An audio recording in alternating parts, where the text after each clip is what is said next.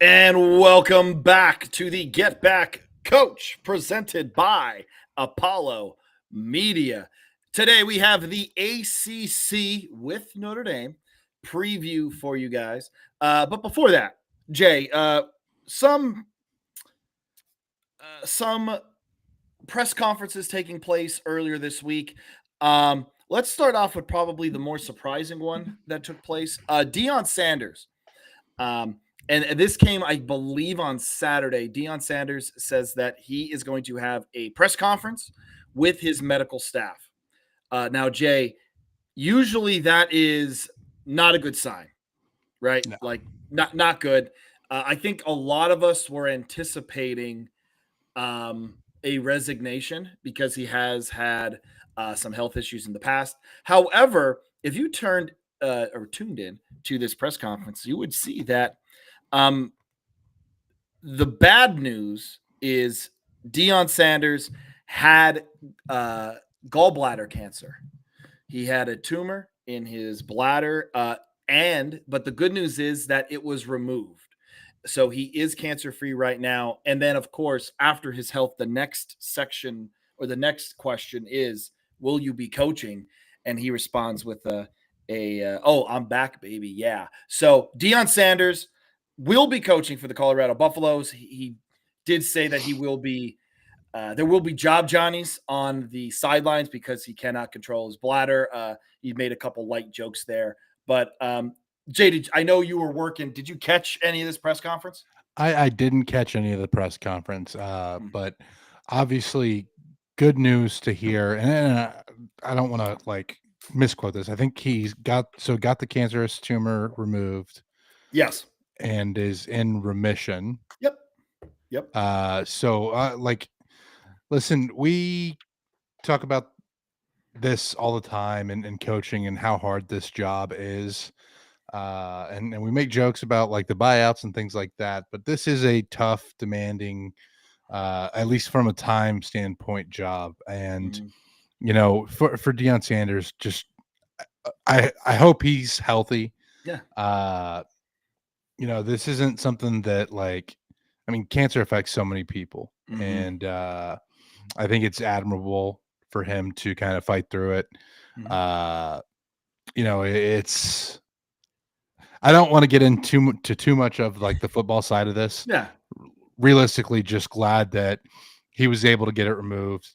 I think it's a great reminder for everyone to go get checked up, Mhm. because you want to catch these things early. And Right. so not to get like too much on my soapbox here, but really grateful for all of the great work being done in medicine. All of the people who help donate to causes like, for example, like a St. Jude's for Mhm. childhood cancer. Yeah. Uh, obviously Dion getting up there and kind of uh, just addressing it head on.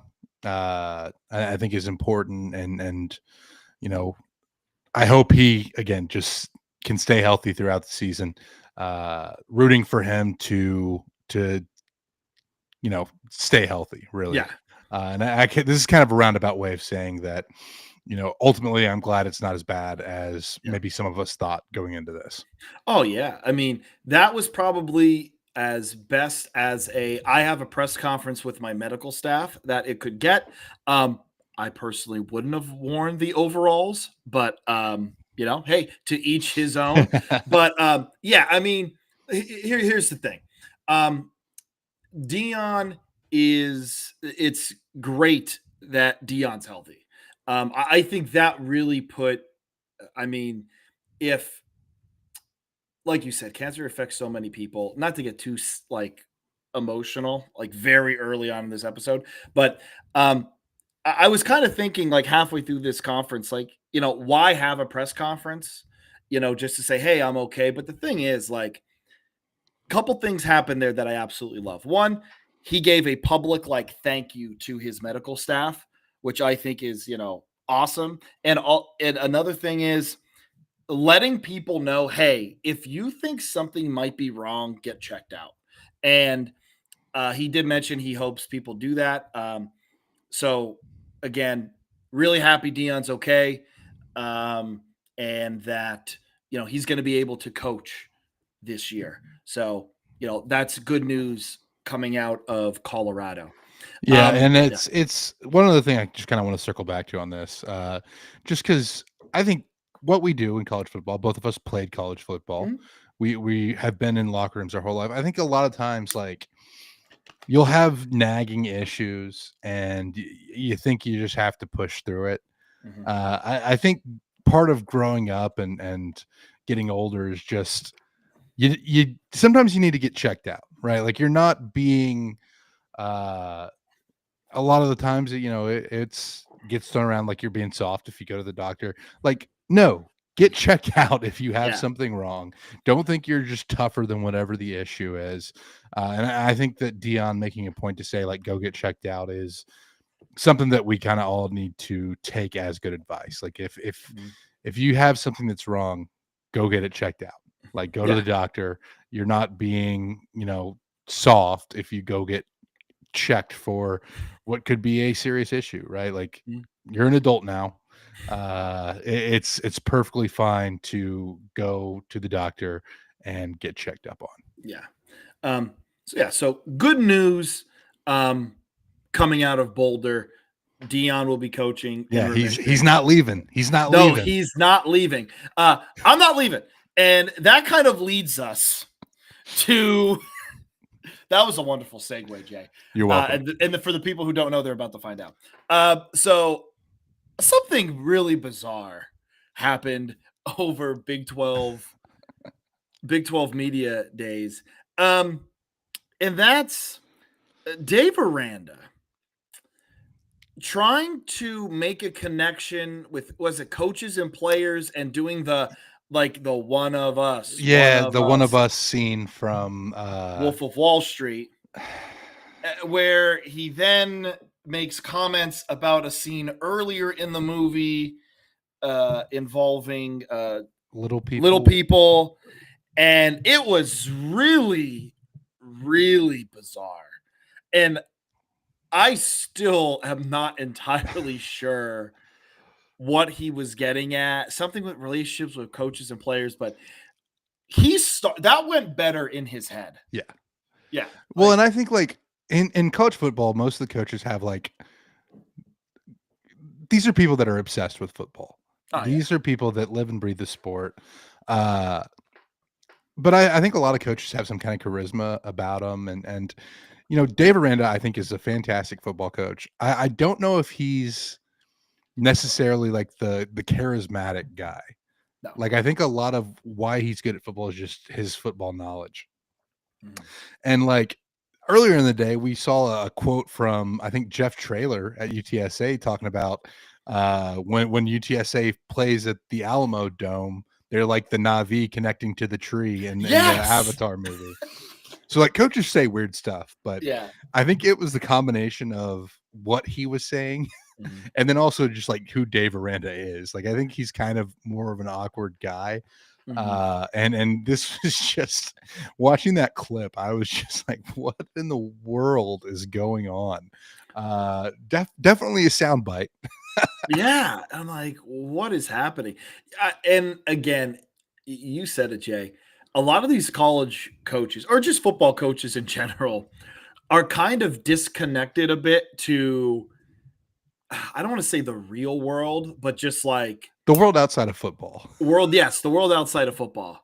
It's like speaking to someone who doesn't like, Jay, you ever speak to someone who doesn't follow football and be like, "Oh, what did you do on Sunday?" And they'll ask me and be like, "Oh, I watched like 12 hours of football. What did you do?" Like, "Oh, I went to the park. I went and took my kids to this thing." And like, "Oh, I didn't know you could do that in the fall."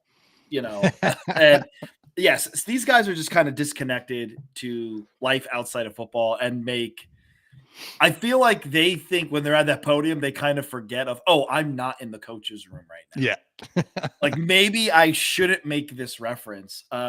It off the wall. Yeah, you said it. Jeff Traylor talking about his team connecting like the Navi.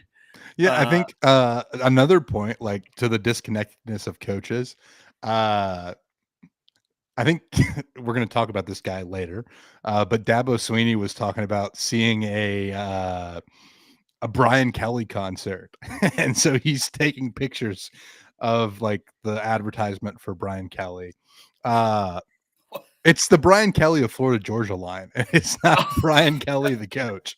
So he's sitting there sending all these pictures, like, dude, are you playing like guitar? Like, I didn't know you were musical. That- And it's just a great example of like how little these coaches like yeah. think about things outside of football. He's like, Brian never texted me back. I guess I'll ask him about it at when we play LSU later this year. Yeah, they're all out of their mind. And you know what? To be successful, you have to be, I think, a little bit nuts. You have I to have a can't little bit of a screw loose. I can't name a normal college football coach. Like I just can't. No, everyone is a little loose somewhere, or like something isn't wired or cross wired or something. Yeah. So yeah, so a couple sound bites from the weekend. Now let's get into the meat and potatoes here. The ACC. So today is the ACC episode. It is just going to be Jay and I today. So Jay, we're going to start off with contenders, and I think you and I probably have the same contender. And it's the team that is, I think, by far the favorite in the conference, and that is the Clemson Tigers. Yeah. And Clemson just feels like a no-brainer. It feels like they took a step back for a few years, which, to be fair, a step back for them was still competing for ACC titles and being in the race. But it didn't feel like they were that national championship contender. And the two areas where I felt like they were lacking were the defensive line play that had carried them for so long and the wide receivers. And it feels like they've gotten better at receiver, and it feels like their defensive line is reminiscent of some of those incredible defensive lines with, Cleveland Farrell and Christian Wilkins, like some of those guys that they had come through that program.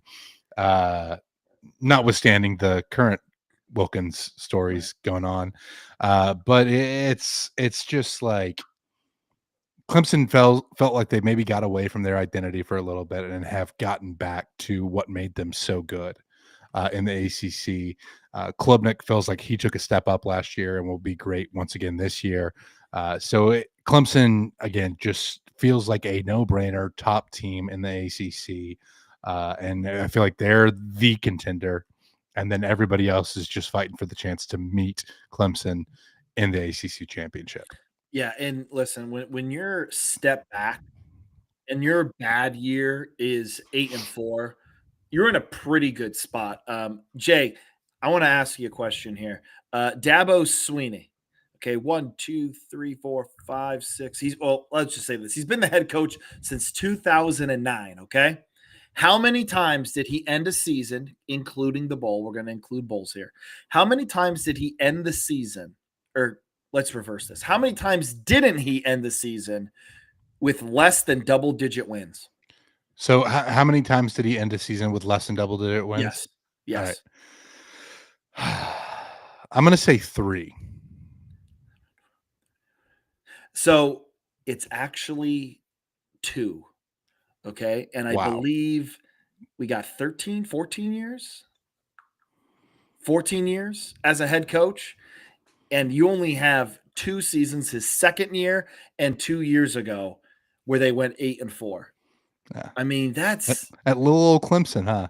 Yeah, that little old Clemson, little old Clemson, just 10-2, 11-3. Last year, technically, they went 10-4. Because they had to win that ACC game or the ACC championship game. So, like, man, this is a good football team. And Jay, do you know what I love? I'm a big production guy. Okay, who do you have coming back? 80% of this team is coming back next year. The next ACC team with returning production has 65% of their team coming back. So this is a team that won the conference and has 15% more retention than the next team off the board. You just said it, Cade Klubnik. Here's the other thing, Jay. Clemson, known for defense, right? Dude, they got Will Helt coming in, um, which I want to say he's from Purdue, um, to be on the other side of TJ Parker. I think the offense is improving. This is Clemson's conference, and I think they are the only real true contender unless catastrophe strikes.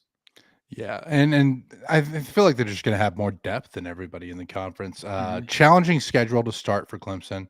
Obviously, you get the first game of the year. LSU comes to town, so nothing to sneeze at there. Right.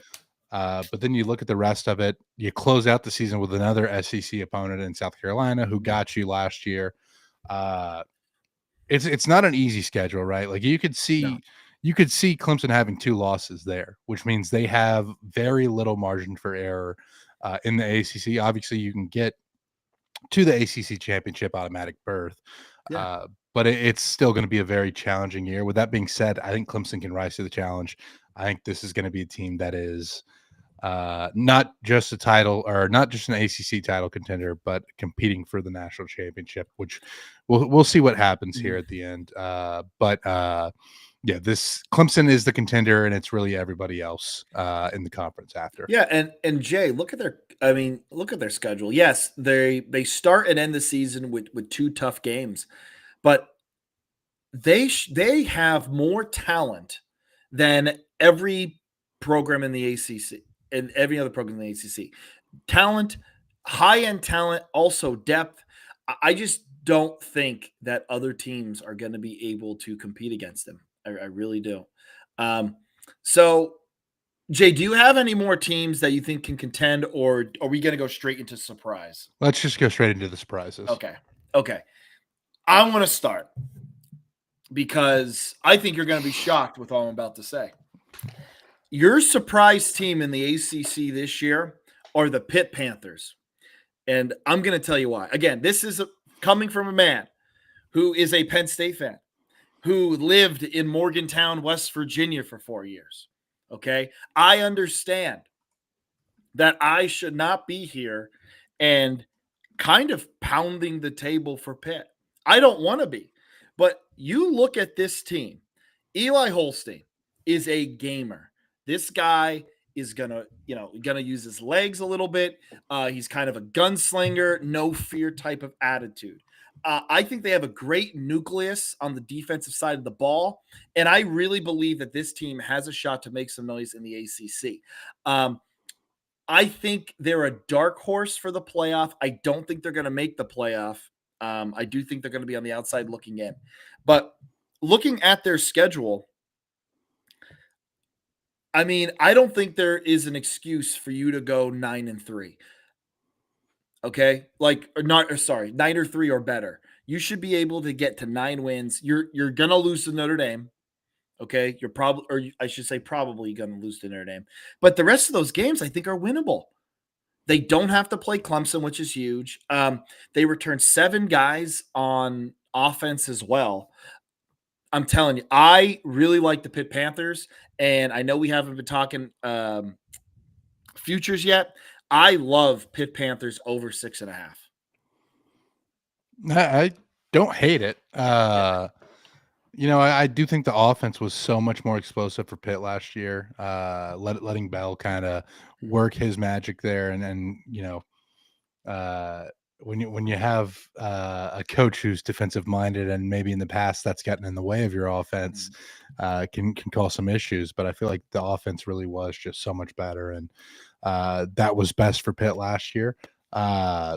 I could see them having a pretty good year, especially with how open the ACC is for me outside of Clemson. Mm-hmm. Yeah, no, I like I said, I shouldn't like this Panther team, but I really think Pitt's going to have a good year this year. I really do.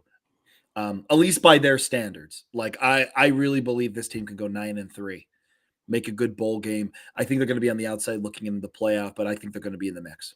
Yeah. For my surprise team, I'm going in a little bit different direction. I think they surprised us all at the beginning of last year with the first game they won. Obviously, that win didn't end up mattering as much, given what happened. But I'm going with Georgia Tech. I mean, this is a team that is really had a pretty strong year last year. I mean, I know you look at it and you go, they won, they were 7-5, right? Mm. But you look at the games they lost. I thought they were really competitive in most of those, especially the 8 overtime game to close out the season against Georgia, right? Like that is a game that a lot of people think Georgia Tech probably should have won. And you get Haynes King back for another year. You know what the identity of this team is. This is a physical, smash mouth, run the ball team. That's what they want to do. That's what they're going to go out and try to do. And I think they can execute that this year. Now, I don't think they have as much of the production back as some of the other teams in the ACC. But this just feels like a team that is kind of gelling. This is Brent Key in his third year. Again, this has changed a little bit, but we know that the third year tends to be make or break for coaches. You do get a new defensive coordinator, Santucci moving on. Blake Gideon is in as the DC at Georgia Tech, but I feel like this is going to be a very, very good Georgia Tech team. I think they're going to surprise a lot of people this year. I love that pick. I'm a big fan of Brent Key, and they had that big win at the beginning of the year. Man, they were so close to knocking off Georgia towards the end of the year. I believe in Brent Key, and he is bringing like a toughness back to Georgia Tech that I think they lost. They lost a bit of their identity when Paul Johnson retired. But yet again, I mean, they had to overhaul their whole offense, and now I think they're finally getting that footing again. And maybe not so much in the win-loss column, but Jay, think about this, man. Like 2-3 years ago, Georgia Tech was bottom feeder ACC, kind of looked at as an afterthought, and now they have like this toughness about them. And Jay, I think you said it too. Haynes King, I said tough. I've been saying toughness a lot, but Haynes King is so tough. Like, I think he is a very tough quarterback. I think he's an easy guy to root for. I know you might have some, maybe a little bit of conflictive, with the Texas A&M transfer, but I love the way he runs the ball. Just tough guy, and I feel like it's easy to root for the Yellow Jackets. Yeah, I tend to root for guys that transfer out of A&M just because I think there's a lot of reasons for somebody to leave, and I felt like with Haynes especially, I think maybe the previous coaching staff wasn't necessarily the best fit for him, and so seeing what he's kind of become at Georgia Tech, like he's just going to be a very, very tough athlete there, and it'll be interesting to see how this shakes out. I feel like, again, it's not super predictable. Like, I could be way off on this surprise pick, but I do like Georgia Tech as somebody who's going to make some noise in the conference come fall. Yeah, same. All right, so let's talk about some disappointing. Okay, let's talk about some disappointing. Jay, how many disappointing teams do you have? Do you only have one? I have a couple, but I think we share You think we at least share? one of them. Okay. So I'm going to start. I'm going to start with Miami first. And this is a team that I think a lot of people are saying this might be the second best team in the ACC. They are bringing in some transfers in, but here's what I'm worried about. Miami and their expectations are make the playoff because, Jay, they blew that chance last year. They should have been a playoff team. They blew it. And I think they're looking to get into the playoff this year. But here's the thing. Cam Ward was unreal last year. And I think he carried a lot of that offense.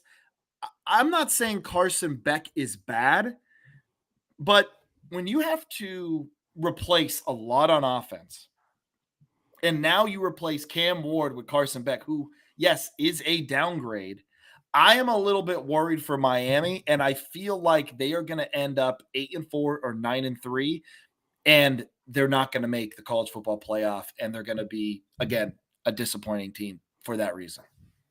Yeah, and Miami is one of the teams that I have as a disappointing team as well. Again, part of that is just because of the standard that's been maybe not even set, but has been expected by Miami fans. I think this is still going to be a solid bowl team, but being in the hunt for the playoff. I just don't see that in the cards this year because I think a lot of the opponents that they have are going to take a step forward. Mhm. And I still worry about Mario Cristobal's game management skills. Like that is Whew. still something that I have concerns with. And I think that could come back to bite him a few times this year. So we'll see how they hand up. I still think, like, from a pure talent perspective, Miami's probably going to be one of the more talented teams in the conference. Mhm. Uh, I just I just don't know that they're going to put it together, and that's why I have them on my disappointing list. Yeah, absolutely. All right, next up, I want to preface something here. I like where this program is going. I just think that they were dealt a way too difficult of a hand, and that's Syracuse. Okay. They have to replace so much on the offensive side of the ball. And they have by far the toughest schedule in the ACC. Oh, and Jay, by the way, they also have to play Tennessee and Notre Dame. Yeah. So I like where Syracuse is heading. I think Syracuse, with Fran Brown, has a little bit of a spark underneath them. However, I think Syracuse is going to be looking to hit that 8-win range, and they're not going to get there. Not because they're not an okay team, but because their schedule is just way too tough for them. You have two pretty much automatic losses in Tennessee and Notre Dame, and then just by the nature of the beast, you're going to drop a couple other in ACC play. Still like what Fran Brown's doing, but it's just schedule is just going to kill him. Yeah, it's going to be a tough one. I don't have them on my list, and that's because I do think they're going to surprise some people this year and win maybe some games that they shouldn't. Ooh. But I just I don't think they're going to take enough of a step back to where it's disappointing. I think this also feeds into the same thing we talk about with Miami, with the standards just aren't the same. Yeah. Like, I think disappointing for Syracuse looks a little bit different than disappointing for Miami. So that's one of the things that I'm really considering here. Uh, I hear you with the lack of production returning, but I think that Syracuse has some stuff in place and the way the program's trending where they could still have a pretty solid 2025. Okay. Who do you have another? I do. So Okay. this is a team that went 9-4 last year. They had 9 wins through the regular season, but they lose their starting quarterback and Malik Murphy. I'm talking about Duke. Mm, I think this is a program that's probably going to take a pretty big step back. When you look at their schedule, when you look at what Duke did last year, to get to 9 wins at Duke is super impressive. I don't want to discount that. mhm. But you have like a double overtime win against a Northwestern team that wasn't very good last year. Yeah, true. You had a 1-score win against UConn. You have 1-score wins over Virginia Tech and Wake Forest. Neither one of those programs were that great last year. And then you look at the losses. Like, yes, the SMU game was close. It was an overtime loss. The loss to Georgia Tech, not great, but they weren't really that competitive with Miami. I think they really struggled to stop them down the stretch. The bowl game against Ole Miss was not a good look for Oof. Duke. And I just think this team is probably one of those that's primed to take a step back.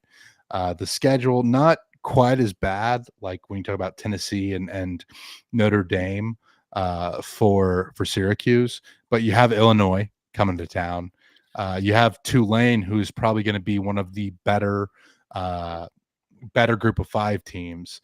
And I'm looking at Duke, and I feel like it's going to be a struggle for them this year. I think North Carolina is going to be a better team this year, even with all the craziness with Belichick. Mhm. Like, I still feel like he's going to get up to coach that game. That's going to be a tough one. Georgia Tech is obviously going to be tough. They're on the road back-to-back games, Syracuse and Cal.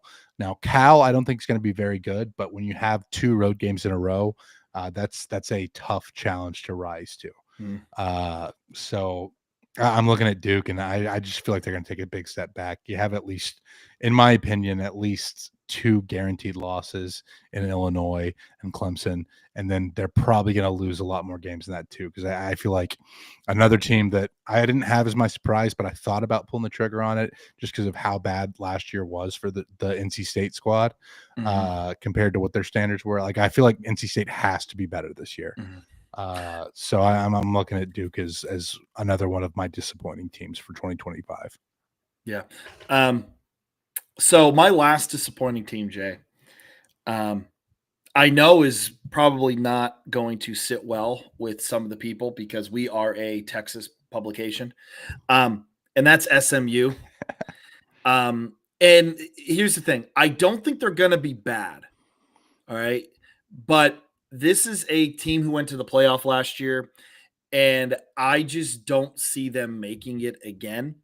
Um, and it has to do with their defense. Their defense um, loses a lot. I think they only have 3 returning starters back on their defense, and I don't think they're going to be able to just outgun everybody.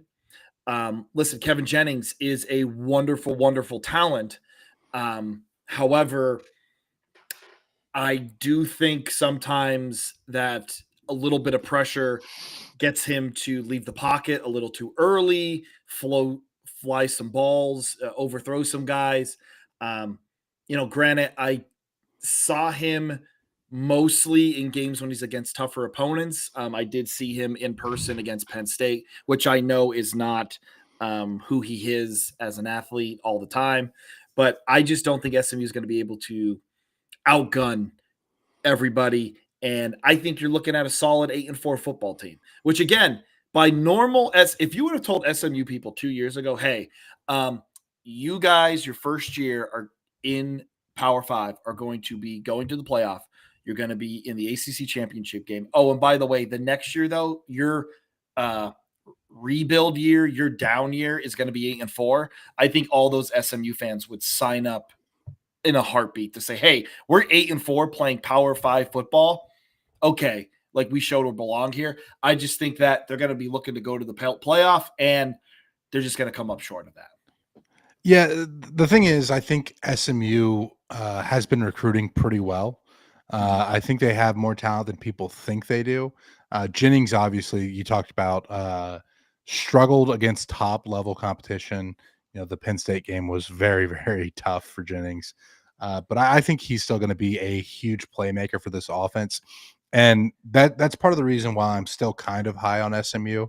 I do think they take a step back. I don't think this is a playoff team in 2025.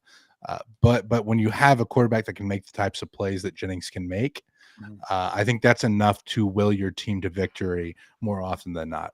Yeah. I'm looking at the Clemson game, the Miami game, as 2 probable losses. I think there's probably some other games in there that they'll drop. Baylor at home is not going to be an easy one in state. You also have the last Iron Skillet game for a while at TCU, so Really? the Yeah. feelings are going to be hot for that one. So we'll see. I don't think 8-4 is unreasonable by any means. Do you think that's a successful? Like, do you think SMU I think 8-4 people, is successful. Yeah, I think Yeah. they'll Do you look at think it as successful. Okay, good. Because I would think like, hey, if I'm SMU and I just go to the playoff and then I go, 8-4 after losing almost everyone on your defense, I think you could chalk that up as, hey, we're doing pretty well, all things considered. Making that jump to Power Five. So no, that's good to hear because I know you have more of an ear to that program than I do. Yeah, and there's going to be some people that aren't really reasonable about the expectations for this season, but I do feel like ultimately SMU fans realize that last year was good for them in a lot of ways that they didn't expect, and they can't really expect it to be the same thing this year. Obviously, you close out the regular season with just the 1 loss, then you lose the ACC championship game to Clemson, and you obviously have the harsher defeat to Penn State on the road, but that's a tough environment to go into for a postseason game For when you're anyone. not used to that kind of weather as well. Going from Dallas to Pennsylvania, right? But I do think that ultimately the reason I don't have SMU as a disappointing team is because I think they're going to be more realistic about the standards here, and I think 8-4 is a very good year for the Ponies. All right. Those are all my disappointing teams. Do you have any others to touch on? No, I think Miami and Duke were the 2 ones that I was really considering. I think we'll That's a Manny Diaz special right there. yeah, exactly. But I think we'll touch on some more teams that maybe are going to be disappointing, uh, but it's going to be just too tough to really like Mhm. say how it's going to go one way or another. Yeah. And our conference championship pick. So my conference championship pick, I have Clemson defeating the Pitt Panthers in the ACC championship, and I think it's a walloping. Okay, I do have Pitt getting there, but I think Clemson beats the brakes off them. Yeah, I have Clemson beating Miami. Yeah. I know I already said Miami's going to be a disappointing team, but I think the disappointment again is in relation to their expectations. I think Miami's going to come into the ACC championship already out of competition for the playoff, and then when they lose the ACC championship, it's just going to be kind of another punch to the gut for the Hurricanes. Yeah, they're I do believe that in if you switched Miami's, you know, uniforms with, let's say, an NC State, you would be talking about, hey, it's going to be a successful year. But the problem is Miami's expectations are so high that I don't think their roster is going to be good enough to get there. And I think that's fair. Yeah. So next we have our tier, like we've been ending most of our episodes here. Again, if this is the first time you're tuning in, we're going to do a tier list. We're going to go through every single ACC team, and we're going to say, are they going to not make a bowl, almost making the playoff, and then a true title contender? That's a national title contender there. And Jay, we're going to start off with Boston College, and I'm going to say this is a bowl team. Defense has a decent amount coming back. I also trust Bill O'Brien to throw a competent offense out there. Again, is this team gonna burn burn holes in the scoreboard? No, but this team is going to get to a bowl game, 6-6, 7-5 type of deal. Yeah, solid bowl team. Not much more beyond that. I agree with your statement. 6-6, 7-5 is what I'm looking at for Boston College. Absolutely. Next, we have Cal. I've went back and forth on this, but before I talk about it, Jay, we've been talking about Justin Wilcox on the hot seat since this podcast has started. We've been talking about Justin Wilcox kind of on the hot seat, and he's still there. I think Wilcox gives him that stability, but man, it just seems like they lost a lot of their heavy hitters to the portal, and I just don't believe they're going to make a bowl game this year. And I think this is where Cal is finally going to have the clean break with Justin Wilcox and say, "Hey, I think we're going to try and do something different." Yeah, you lose Fernando Mendoza to the portal. You lose, I think, your whole running back room. Yeah, Uh, and Thomas. yeah, so that's just a tough thing to come back from. Like the defense at Cal has always been solid with Wilcox there, Mhm. but yeah, this feels like a team that's going to take a big step back, and I don't think Cal is a bowl team. No, I do think Wilcox though, because Jay, correct me if I'm wrong. He's a defensive guy, correct? I believe so. I think he has defensive roots. Yeah, I think he was a defensive coordinator at Wisconsin in right. 2016 before he took the Cal job. Whoever Justin Wilcox is not going to be unemployed for long. I would just like to say that. Like, if Cal doesn't make a bowl and they do have that clean break with him, I think he's going to get picked up like that. I like Justin Wilcox. Cal's a tough job to have.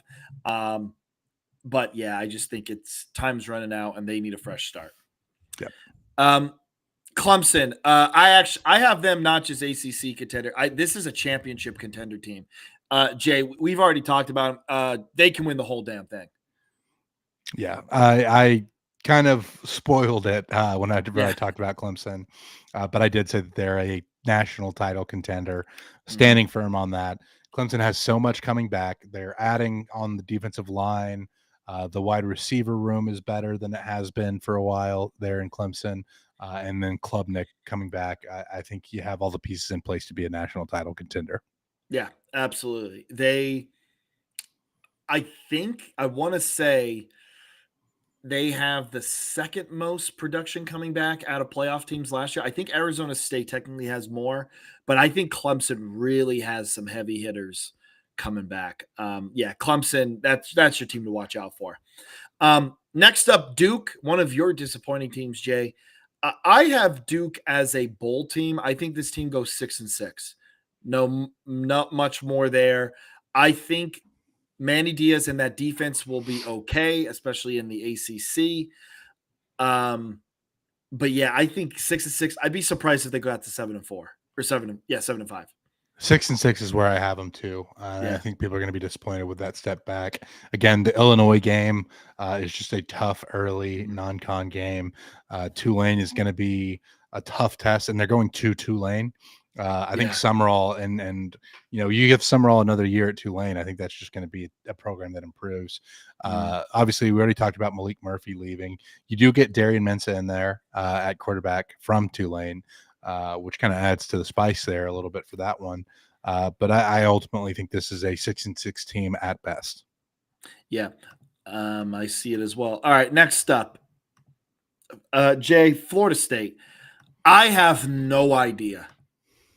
I have absolutely no clue what is happening there. And okay, Jay, when FSU won the national title, okay?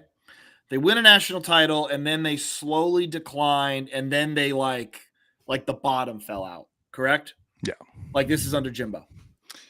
And then why does it feel like the same thing just happened with Norvell?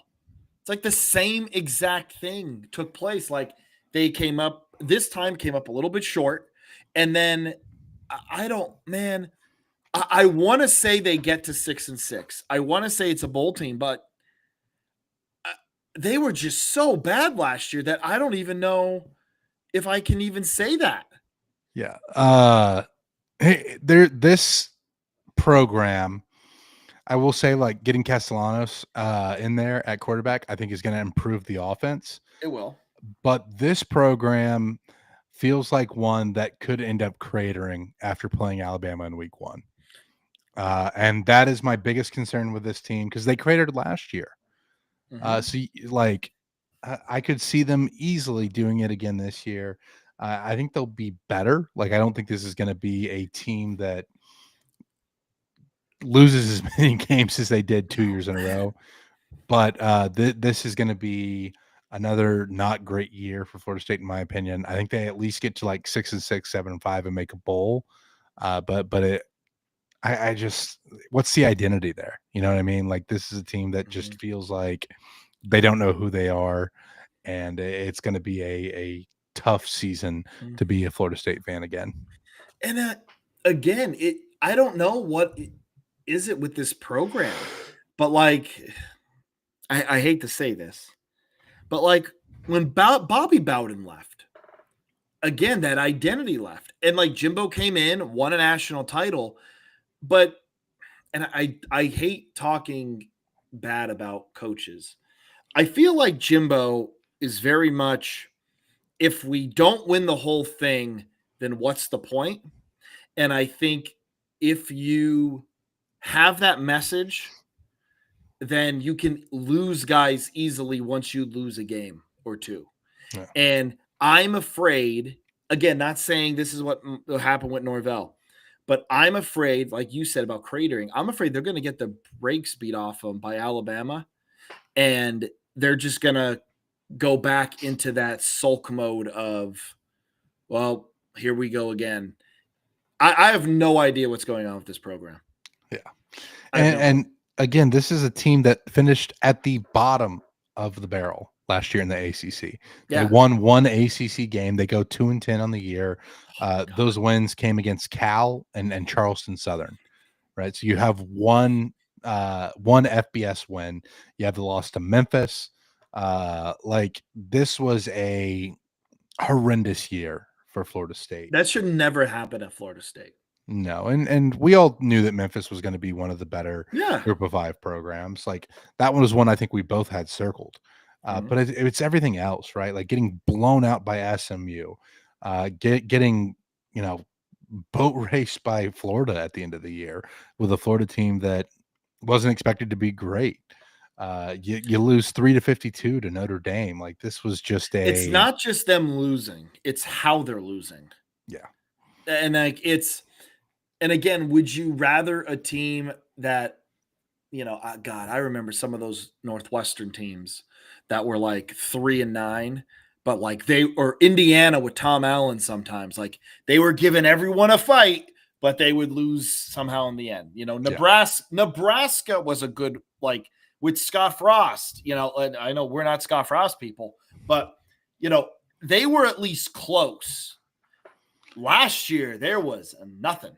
They looked lost out there more often than not. Yes, it was rough, and so, yeah, I don't know. This is a complete and utter mystery But going bowl forward. team barely is ultimately what I've come to. Yeah, I don't even know if I do not feel confident about that. I No. wish I could say 6-6, but I don't feel confidently. Jay, this is one of your surprise teams, Georgia Tech. And you talked about them a little bit. We both did. This is a bowl team. I think that 7-5, I think is a good bet for this one. I love Haynes King.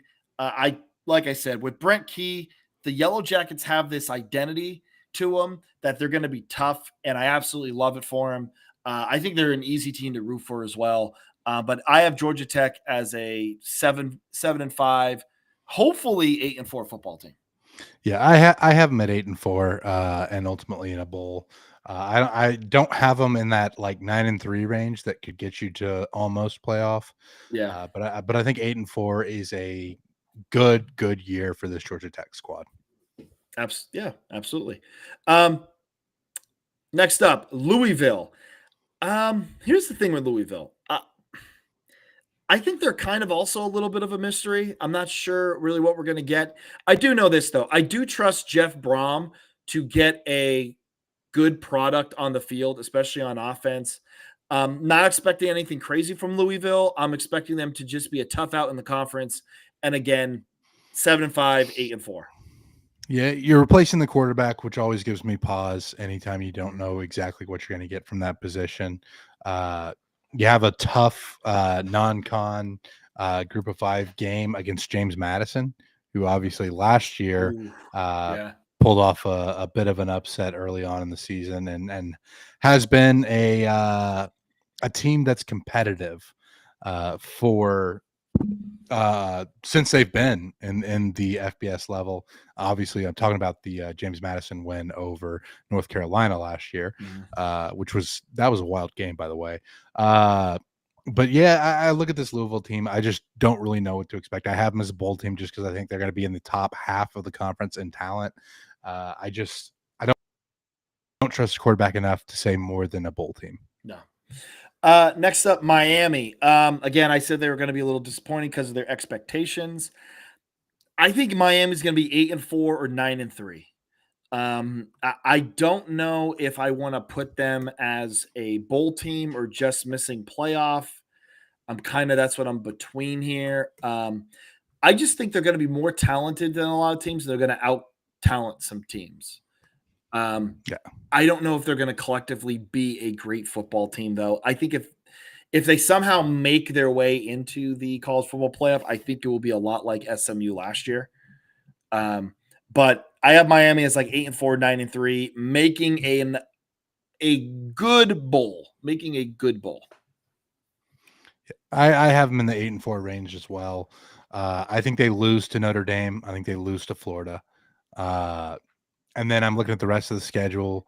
They're probably going to end up dropping 2 more games, which, 2 losses in the ACC, I think can still get them in the ACC championship. Then you got to win it. But that's ultimately where I'm looking at it like, okay, yes, they can make the championship, but I still feel like overall this is going to be a disappointing team. And then I have them at 8-4 in a bowl game, not in the Yeah. playoff talk. Next up, North Carolina and the circus that is surrounding them. Jay, I have them making a bowl because I feel like they have talent, and they have 2 great coordinators. Okay, Steve Belichick and Freddie Kitchens. again, Bill is going to add his caveats where I think he's going to be thinking a little bit more as a professional coach, which I think is going to be good for schematics. I don't know if it's going to be great as a CEO of a college football program, but I think they're going to have some talent and they're going to out scheme some teams, but I don't think it's going to help them when they evidently have to play or eventually have to play Clemson. So I'm going to say North Carolina bowl team. Yeah, I think North Carolina's a bowl team too, in spite of the kind of circus that you've brought up. Looking at their non-conference schedule, I think TCU at home is a winnable game. Charlotte and Richmond should Yeah. both be wins. UCF with Scott Frost Part 2, I am very much not bullish on. Like, I think that's going to be a fit that's I think you got the rose-tinted glasses a little bit looking at the previous Scott Frost tenure. And so I think that I look at this and then, like, North Carolina should come into ACC play 4-0. Yeah. I think maybe the TCU game could be the one that I look at where that's a game where they may struggle. But again, you have that game at home. So I'm looking at it at 4-0. And I think you get at least 2 more wins to get to that 6-0 mark. Or not 6-0, but to get that 6-win mark and get to a bowl game. So I don't really see how this team misses a bowl unless it is just a disaster. And again, with the level of coaching that they have there, even if it may not be great for recruiting, it may not be great for the college game, I think the coaching is strong enough to get them to at least a bowl. I 100% agree. Next up, NC State. Okay, so Jay, I want to say something here. Out of the gate, they got to play ECU. And for the people who may have forgotten, they play ECU and NC State are 2 teams that do not like each other. NC State, very much kind of a big brother in that situation. They played each other in the bowl game, had some scuffle take place after ECU won. I think that's a game where that's going to tell us a lot about NC State, I believe. I think this is going to be a solid team. I think Dave Dorian is you know what you're going to get. You're going to get a solid football team. I think they're going to win every game they're supposed to. I think they're going to lose every game they're supposed to. And NC State is going to go to. Lost your mic, bud. Oh, can you hear me now? Got you now. I hit my mic. Where did I leave off? You think that you were talking about NC State? Yeah, NC State, I think they're going to win every game they're supposed to. I think they're going to lose every game they're supposed to. But that first game against ECU, I think, is going to be telling. Dave Dorian, fantastic. He's a good coach. I don't think he gets enough credit for just being stable and constant, which is very difficult with 18 to 22-year-olds. I think they're going to do what they need to do. Not going to surprise anybody, but they're not going to have any letdowns. So we're looking at another 7-5, 8-4 type of team. Yeah, this is an interesting one for me. NC State replacing both of their coordinators. You have Kurt Roper and DJ Elliott coming in, offensive coordinator and defensive coordinator, respectively. Tony Gibson obviously has taken the Marshall head coach job, whereas on offense, you had Robert Ane in his second season being replaced. I'm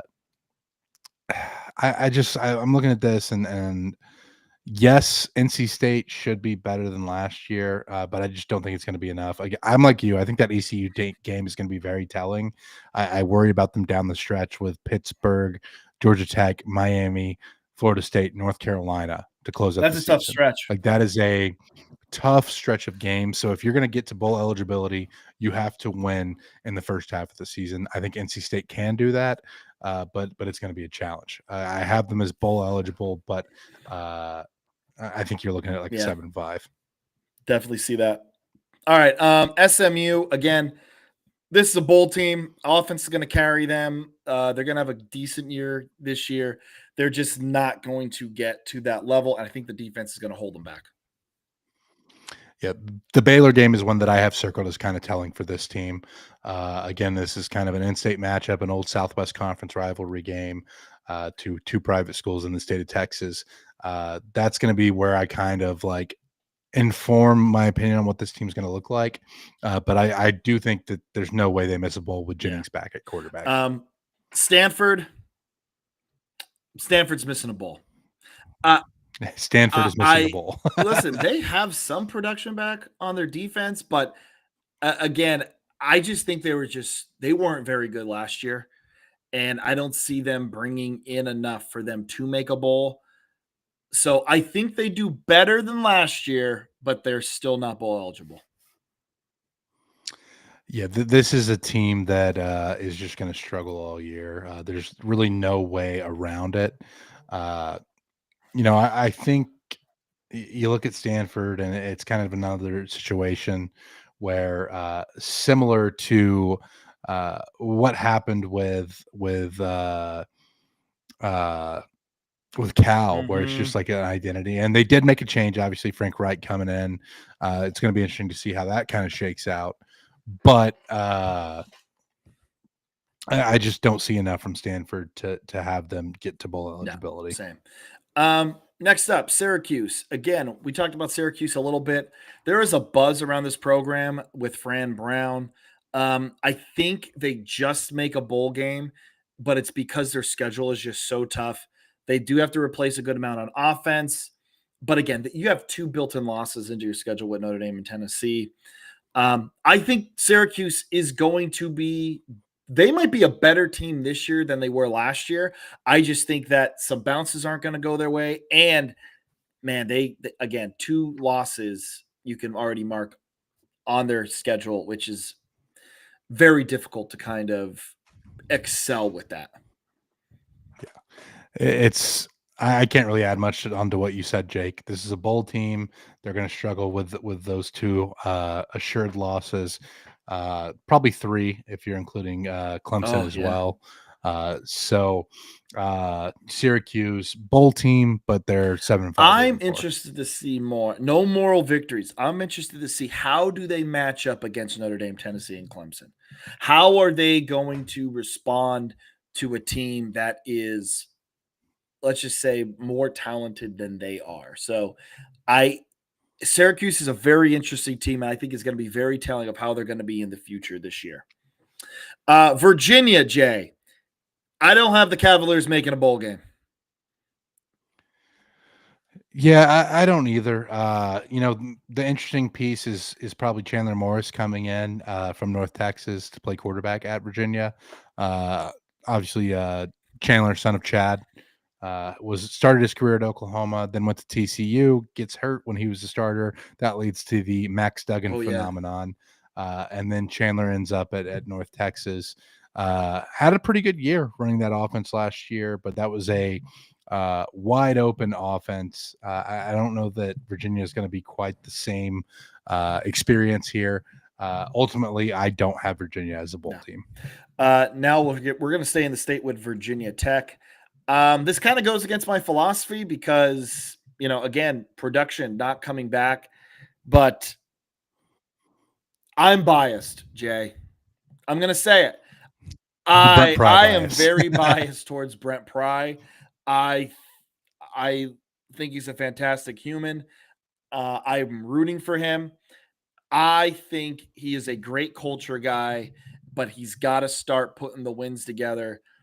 I think Virginia Tech gets better this year, and I'm saying they're a bowl team, and God, I hope they win a couple more because I'm really pulling for Brent Pry because I believe if he doesn't produce something of relevance this year, he might be shown the door, and I just don't think it's all on him. But he is the skipper. He is the head guy. He's got to change it.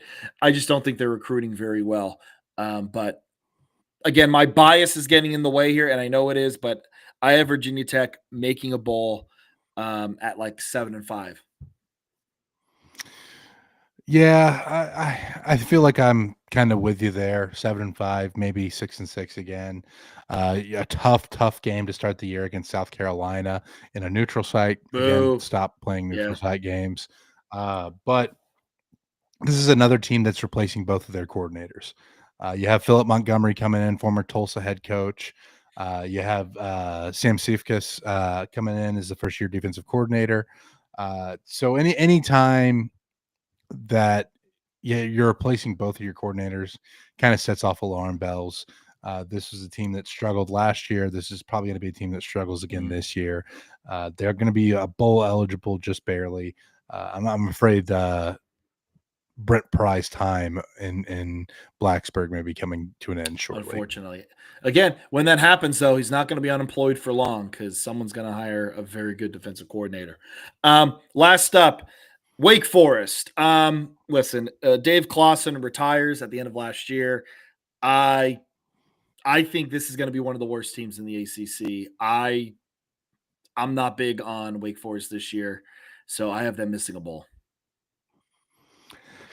Yeah, I mean, I don't think Jake Dickert's a Oh. bad hire for Wake Forest. I just think that this is a lose situation that he's walking into. Very glad that the slow mesh is going to be gone. No more claw fence. So I am grateful for that. But yeah, I don't have Wake Forest as a bowl team. I think this team is going to struggle mightily in their first year under Jake Dickert. Obviously, you get a lot of incoming transfers that are following Dickert from Washington State. So that'll be kind of interesting to see. But yeah, this is a team that is gonna have a tough time of it in 2025. The good news, the saving grace, I think, is that their non-conference schedule isn't super strong.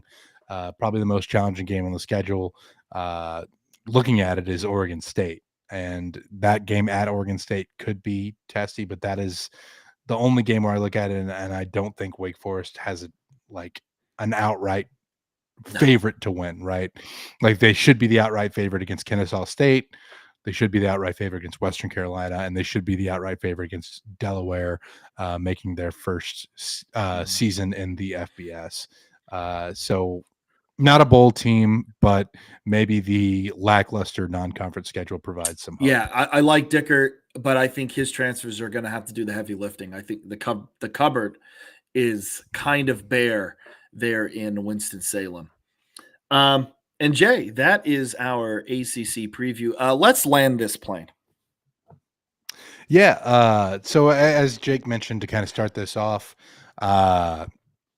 we are brought to you by Apollo. So I do want to bring up that Apollo has the SummerSlam watch party going on at Pitch 25 this weekend. I know we did have a comment earlier. They can't wait for SummerSlam. Oscar can't wait for SummerSlam. So if you're in the Houston area, you like professional wrestling, be sure to get out for that. We touched a little bit on Deion Sanders and his situation. We do like to give back as much as we can. I brought up St. Jude earlier. If you can make a donation there, that's always something that helps with families going through the burden of cancer and how brutal that disease is. Obviously, we talk about it. It affects a lot of people. Any way we can help out, we like to be able to do that. But yeah, looking forward to this college football season. Can't wait. Like Jake, what are we at? We're under a month. I think It's August 23rd is 0 week. Are we at like 25 days, something like that? Yeah, so we're almost there.